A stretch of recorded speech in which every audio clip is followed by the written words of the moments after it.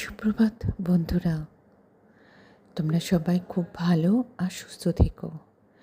সকালে ঘুম থেকে ওঠার পর তোমার কপালে যে কী আছে সেটা ঈশ্বরই লিখিয়ে দেন।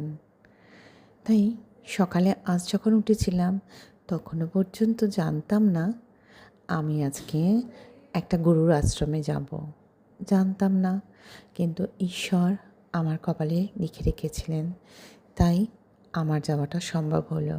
সেরকম প্রত্যেকেরই ঠিক সকালে ওঠা থেকে ঠিক কোটা থাকে কার কোথায় যাওয়া আছে, কী করার আছে। আমরা যতই অনেকে ভগবানকে মানি বা না মানি, আমরা কিন্তু একজন মাথার ওপর রাখতেই হবে কাউকে না কাউকে। যে ঈশ্বরকে মানে না সে নিশ্চয়ই তার বাবা মাকে মানেন।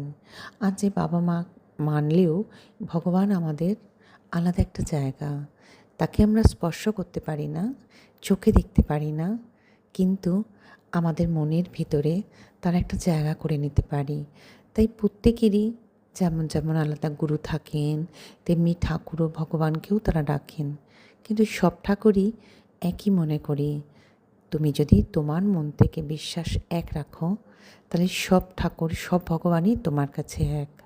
কিন্তু অনেকেই তা মানে না, তাই কোনো যুক্তিতর্কে না গিয়ে সকলের মঙ্গল